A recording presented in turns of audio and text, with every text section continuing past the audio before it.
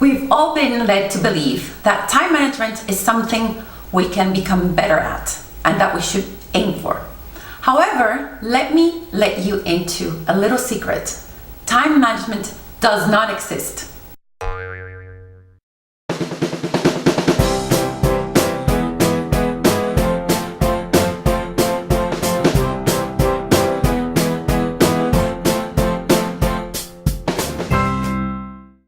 We all have the same 24 hours in a day.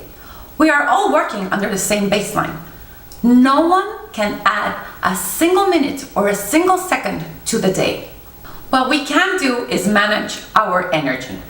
Some people call it execution management. Some people call it personal management.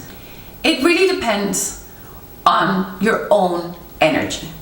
Of course, some people are more energetic than others. And that doesn't necessarily mean they get more done. Energy management is about being clear about what matters to you the most. So you can spend the time and energy on these important things and avoid burnout. I am very passionate about this subject. It is the core of me and my business.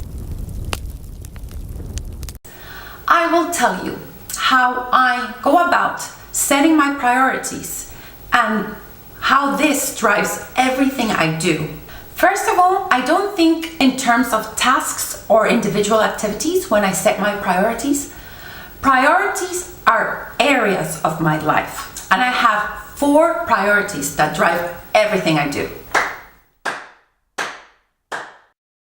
My first priority is family. It is very important for me to have the time to sit down for dinner with my kids, to be able to play with them from time to time, to be there at bedtime when they're actually open up to speak to me. My second priority is well-being, and that is making sure I eat well and planning meals, I work out and feel energetic, and I sleep enough so I am focused. My third priority is work.